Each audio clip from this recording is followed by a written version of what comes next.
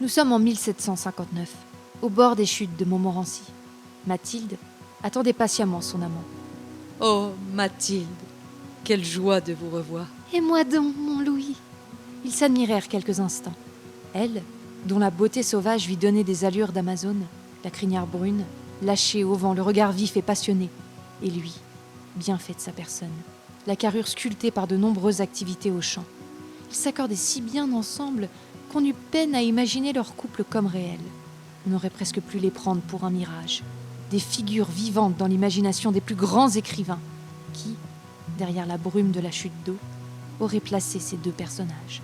Un cadre romantique pour l'idéal de l'amour. Alors, quelle était cette nouvelle si pressante ?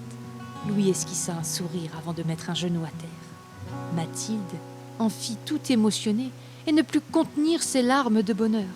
Elle se jeta à son cou, le couvrant de baisers, acceptant sa demande avec passion. Comme il était de coutume à cette époque, Louis demanda au père la main de sa fille. « Je te l'accorde, mon gaillard. Bienvenue dans la famille !» Le mariage fut planifié pour juillet. On s'attela à en faire une cérémonie mémorable, faite de réjouissances à en griser les cœurs. Mathilde, quant à elle, se mit à coudre sa propre robe. La passion de son amour lui donnait des doigts de fée, et l'étendue de ses sentiments donna à sa création une beauté resplendissante. La blancheur de la dentelle accentuait ce côté de jeune vierge. Elle était attirante comme les fruits des arbres lors de la pleine saison, fraîche et prête à être cueillie, semblant promettre à son fiancé 1000 saveurs. Alors, qu'en penses-tu ? Magnifique, ma chère. Il n'en sera que plus fou de vous, ça c'est certain. Hein. Oh, mon Louis, je vais devenir sa femme. L'ivresse de bonheur lui chatouillait le corps. Elle en serait presque tombée à la renverse tant sa vie semblait un conte de fées. Elle rêvait de cette histoire heureuse, s'imaginant déjà dormir dans les bras de son Louis, mère de plusieurs enfants, dans une maisonnée où le bonheur régnerait. Seulement, un événement vint troubler ses espérances. Louis ! Qu'as-tu ? Les Anglais Les Anglais attaquent Beauport. Nom de Dieu.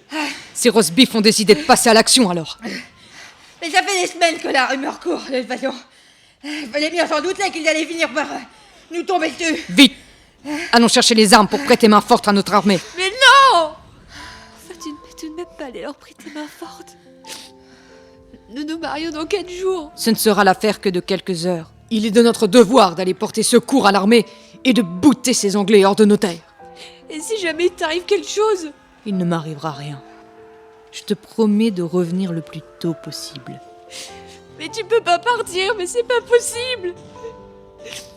Mais tu dois rester, je t'en supplie, Louis, mais reste. Et si jamais il t'arrivait quelque chose, moi je pourrais rien faire sans toi. Je reviendrai. Dieu ne pourrait empêcher cette union. Allons, sois sans crainte. Je reviendrai. Allons, cours te réfugier dans la forêt avec les autres. Je viendrai te chercher à mon retour. La bataille fut intense. Elle ne dura que quelques heures au cours desquelles les troupes françaises parvinrent à contenir les forces anglaises.